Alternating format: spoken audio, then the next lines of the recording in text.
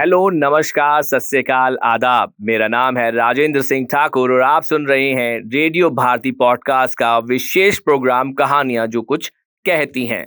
लोगों के कोमल मन में बातों को गहराई तक पहुंचाने का तरीका कहानियों से बेहतर और क्या हो सकता है। खासकर पंचतंत्र की कहानियां जिसमें बेहतर सीख, संस्कार व जीवन में अच्छी चीजों की ओर बढ़ने की प्रेरणा मौजूद होती है।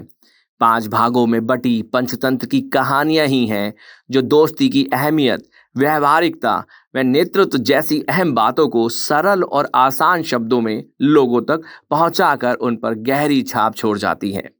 शायद यही वजह है कि अक्सर बचपन में सुनी कहानियां और उनकी सीख जीवन के अहम पड़ाव में मार्गदर्शक के रूप में भी काम कर जाती हैं। बैर, दोस्ती, दुश्मनी, दोस्तों के होने का लाभ, कर्म न करने से होने वाली हानि, हड़बड़ी में कदम उठाने से होने वाले नुकसान जैसी कई पंचतंत्र की कहानियां आप तक इस प्लेटफॉर्म के जरिए हम ला रहे हैं। हम इन कहानियों के माध्यम से बच्चों को खुशी देने और उनका मन बहलाने के साथ ही उनके अंदर नैतिकता व सदाचार के भाव को पहुंचाने का प्रयास कर रहे हैं।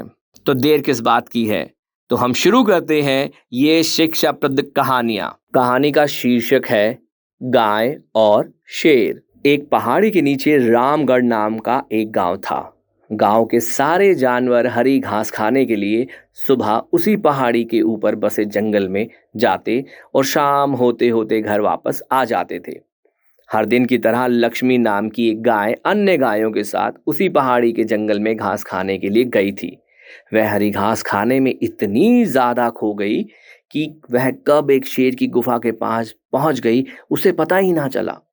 शेर अपनी गुफा में सो रहा था। वह पिछले 2 दिनों से भूखा भी था। जैसे ही लक्ष्मी शेर की गुफा के पास पहुंची, गाय की खुशबू से शेर की नींद खुल गई। वह शेर धीरे धीरे गुफा से बाहर आया और गुफा के बाहर गाय देखकर बहुत खुश हो गया। शेर ने मन ही मन सोचा कि आज उसके 2 दिनों की भूख मिट जाएगी।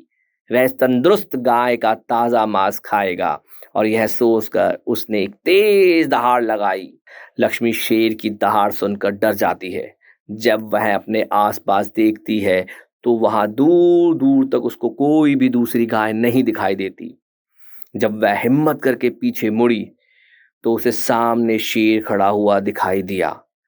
उस शेर ने लक्ष्मी को देखकर फिर से दहाड़ लगाई और लक्ष्मी से कहा, मुझे 2 दिनों से कोई शिकार नहीं मिल रहा था। मैं भूखा था।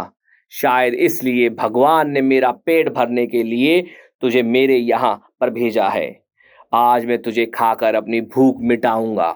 शेर की बात सुनकर लक्ष्मी डर जाती है। वह रोते हुए शेर से कहती है, मुझे जाने दो, मुझे मत खाओ। मेरा एक छोटा सा बच्चा है जो अभी सिर्फ मेरा ही दूध पीता है। लक्ष्मी की बात सुनकर शेर हंसते हुए कहता है, तो क्या मैं अपने हाथ में आए शिकार को ऐसे ही जाने दूं? मैं तो आज तुझे खाकर अपने 2 दिनों की भूख मिटाऊंगा। शेर के ऐसा कहने पर लक्ष्मी उसके सामने रोने लगी और विनती करते हुए कहती है कि आज मुझे जाने दो। मैं आज अपने बछड़े की आखिरी बार दूध पिला दूंगी और उसे बहुत सारा प्यार करके कल सुबह होते ही तुम्हारे पास आ जाऊंगी। फिर तुम मुझे खा लेना और अपना भूखा पेट भर लेना।